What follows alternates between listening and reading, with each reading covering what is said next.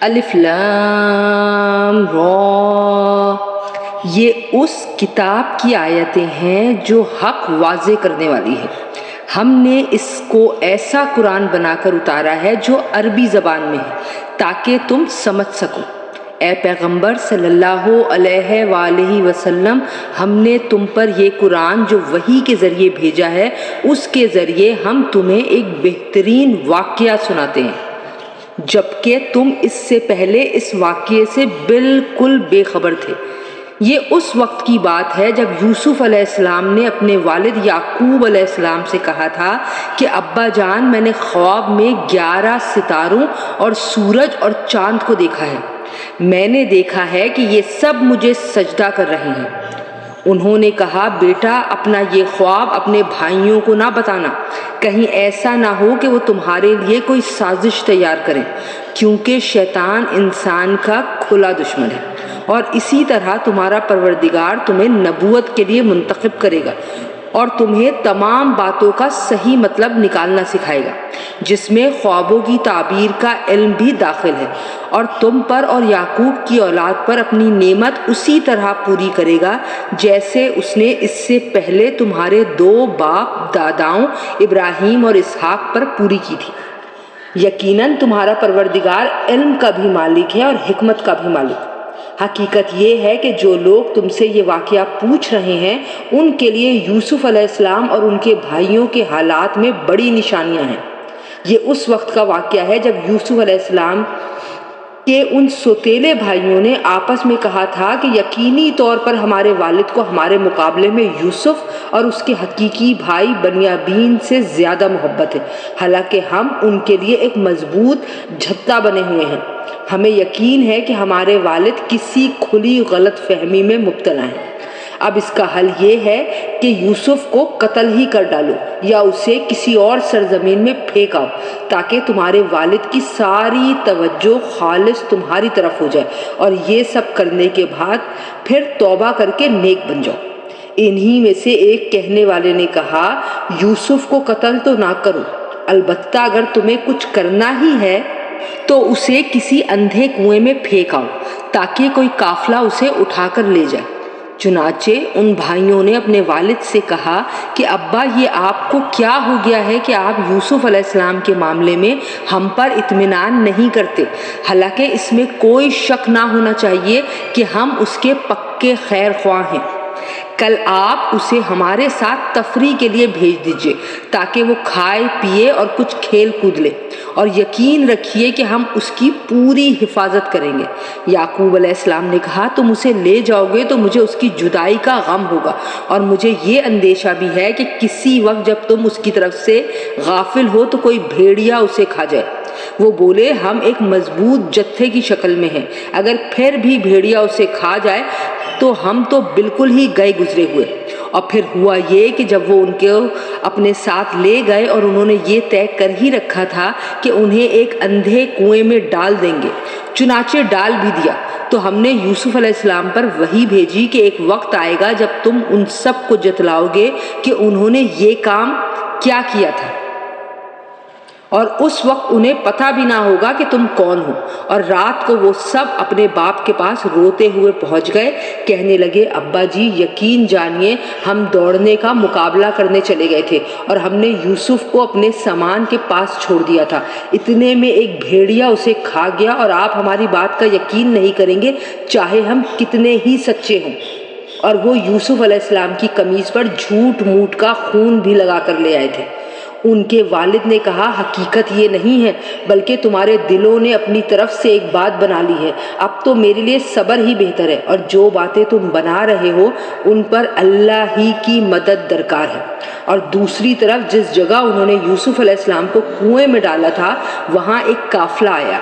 قافلے کے لوگوں نے ایک آدمی پانی لانے کے لیے بھیجا، اور اس نے اپنا ڈول کنویں میں ڈالا تو وہاں یوسف علیہ السلام کو دیکھ کر پکار اٹھا، لو خوشخبری سنو، یہ تو ایک لڑکا ہے۔ اور قافلے والوں نے انہیں ایک تجارت کا مال سمجھ کر چھپا لیا، اور جو کچھ وہ کر رہے تھے اللہ کو اس کا پورا علم تھا۔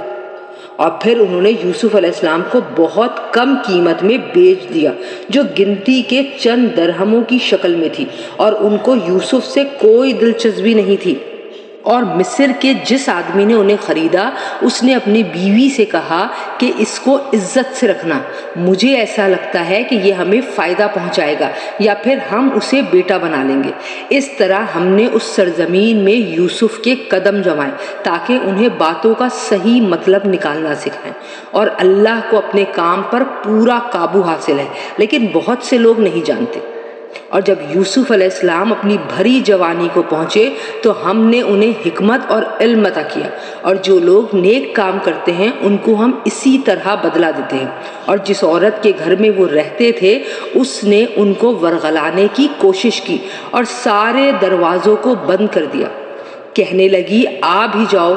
یوسف نے کہا اللہ کی پناہ، وہ میرا آقا ہے، اس نے مجھے اچھی طرح رکھا ہے۔ سچی بات یہ ہے کہ جو لوگ ظلم کرتے ہیں انہیں فلاح حاصل نہیں ہوتی۔ اس عورت نے تو واضح طور پہ یوسف علیہ السلام کے ساتھ برائی کا ارادہ کر لیا تھا، اور یوسف علیہ السلام کے دل میں بھی اس عورت کا خیال آ چلا تھا۔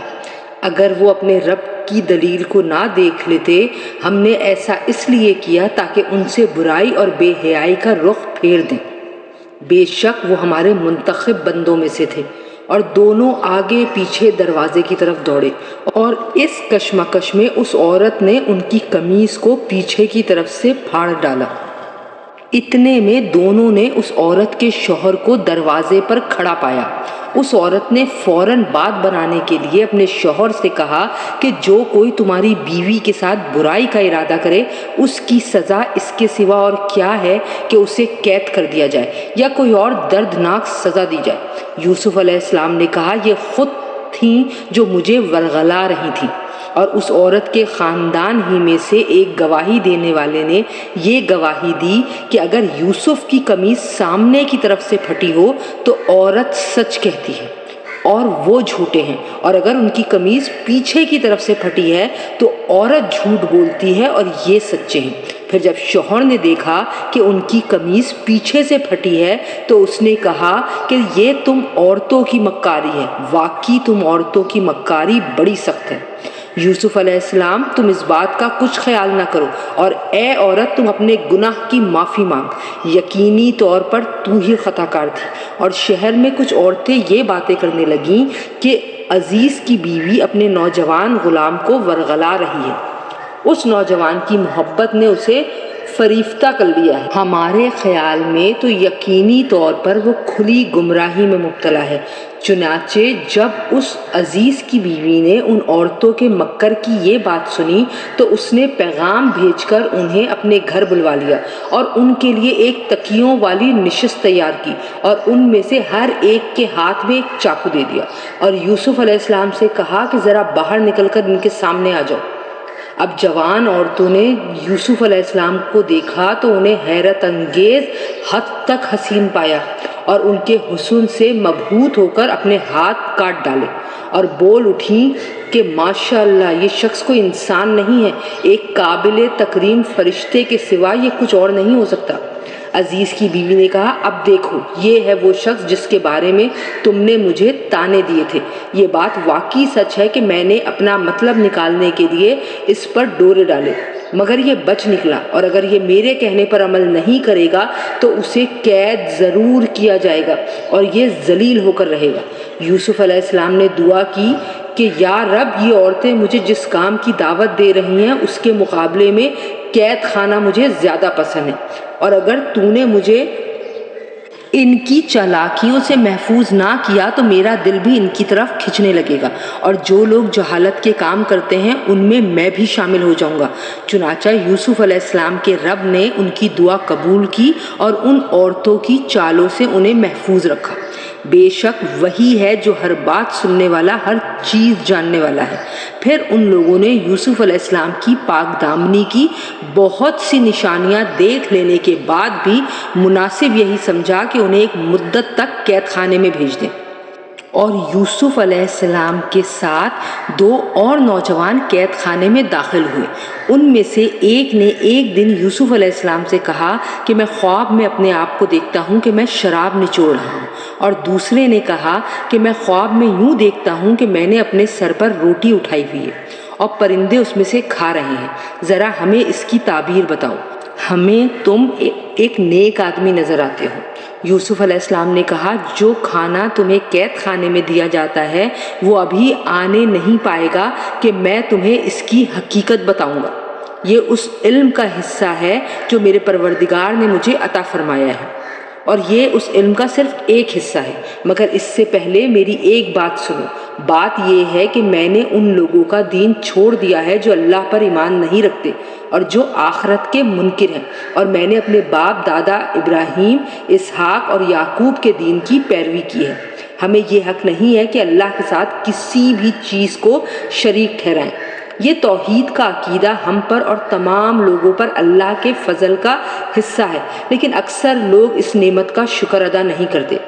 اے میرے قید خانے کے ساتھیوں، کیا بہت سے متفرق رب بہتر ہیں یا وہ ایک اللہ جس کا اقتدار سب پر چھایا ہوا ہے؟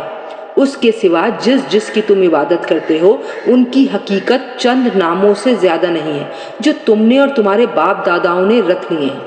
اللہ نے ان کے حق میں کوئی دلیل نہیں اتاری۔ حاکمیت اللہ کے سوا کسی کو حاصل نہیں ہے۔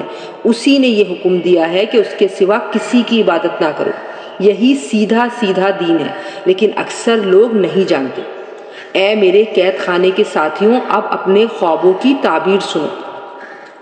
تم میں سے ایک کا معاملہ تو یہ ہے کہ وہ قید سے آزاد ہو کر اپنے آقا کو شراب پلائے گا، رہا دوسرا تو اسے سولی دی جائے گی جس کے نتیجے میں پرندے اس کے سر کو نوچ کر کھائیں گے۔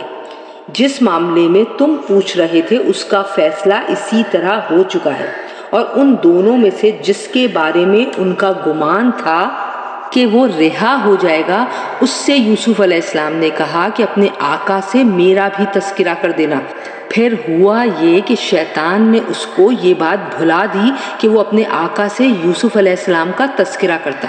چنانچہ وہ کئی برس قید خانے میں رہے، اور چند سال بعد مصر کے بادشاہ نے اپنے درباریوں سے کہا کہ میں خواب میں کیا دیکھتا ہوں کہ 7 موٹی تازی گائیں ہیں جنہیں 7 دبلی پتلی گائیں کھا رہی ہیں، نیز 7 خوشے ہرے بھرے ہیں اور 7 اور ہیں جو سوکھے ہوئے ہیں۔ اے درباریوں، اگر تم خواب کی تعبیر دے سکتے ہو تو میرے اس خواب کا مطلب بتاؤ۔ انہوں نے کہا کہ یہ پریشان قسم کے خیالات معلوم ہوتے ہیں اور ہم خوابوں کی تعبیر کے علم سے واقف بھی نہیں۔ اور ان 2 قیدیوں میں سے جو رہا ہو گیا تھا اور اسے ایک لمبے عرصے کے بعد یوسف علیہ السلام کی بات یاد آئی تھی، اس نے کہا کہ میں آپ کو اس خواب کی تعبیر بتائی دیتا ہوں، بس مجھے یوسف علیہ السلام کے قید خانے میں بھیج دیجیے۔ چنانچہ اس نے قید خانے میں پہنچ کر یوسف علیہ السلام سے کہا، یوسف، اے وہ شخص جس کی ہر بات سچی ہوتی ہے، تم ہمیں اس خواب کا مطلب بتاؤ کہ 7 موٹی تازی گائیں ہیں جنہیں 7 دبلی پتلی گائیں کھا رہی ہیں، اور 7 خوشے ہرے بھرے ہیں اور دوسرے 7 اور ہیں جو سوکھے ہوئے ہیں۔ شاید میں لوگوں کے پاس واپس جاؤں اور انہیں خواب کی تعبیر بتاؤں تاکہ وہ بھی حقیقت جان لیں۔ یوسف علیہ السلام نے کہا، تم 7 سال تک مسلسل غلہ زمین میں اگاؤ گے، اس دوران جو فصل کاٹو اس کو اس کے بالیوں ہی میں رہنے دینا، البتہ تھوڑا سا غلہ جو تمہارے کھانے کے کام آئے وہ نکال لیا کرو، اور پھر اس کے بعد تم پر 7 سال ایسے آئیں گے جو بڑے سخت ہوں گے، اور جو کچھ ذخیرہ تم نے ان سالوں کے واسطے جمع کر کے رکھا ہوگا اس کو کھا جائیں گے، ہاں البتہ تھوڑا سا حصہ جو تم محفوظ کر سکو گے صرف وہ بچ جائے گا۔ پھر اس کے بعد 1 سال ایسا آئے گا جس میں لوگوں پر خوب بارش ہوگی اور وہ اس میں انگور کا شیرہ نچوڑیں گے۔ اور بادشاہ نے کہا کہ اس کو یعنی یوسف علیہ السلام کو میرے پاس لے کر آؤ۔ چنانچہ جب ان کے پاس ایلچی پہنچا تو یوسف علیہ السلام نے کہا، اپنے مالک کے پاس واپس جاؤ اور ان سے پوچھو کہ ان عورتوں کا کیا قصہ ہے جنہوں نے اپنے ہاتھ کاٹ ڈالے تھے۔ میرا پروردگار ان عورتوں کے مکر سے خوب واقف ہے۔ بادشاہ نے ان عورتوں کو بلا کر ان سے کہا، تمہارا کیا قصہ تھا جب تم نے یوسف علیہ السلام کو ورغلانے کی کوشش کی تھی؟ ان سب عورتوں نے کہا کہ ماشاء اللہ ہم کو ان میں ذرا بھی تو کوئی برائی معلوم نہیں ہوئی۔ عزیز کی بیوی نے کہا کہ اب تو حق بات سب پر کھل ہی گئی ہے، میں نے ہی ان کو ورغلانے کی کوشش کی تھی اور حقیقت یہ ہے کہ وہ بالکل سچے ہیں۔ جب یوسف علیہ السلام کو قید خانے میں اس گفتگو کی خبر ملی تو انہوں نے کہا کہ یہ سب کچھ میں نے اس لیے کیا تاکہ عزیز کو یہ بات یقین کے ساتھ معلوم ہو جائے کہ میں نے اس کی غیر موجودگی میں اس کے ساتھ کوئی خیانت نہیں کی، اور یہ بھی کہ جو لوگ خیانت کرتے ہیں اللہ ان کے فریب کو چلنے نہیں دیتا۔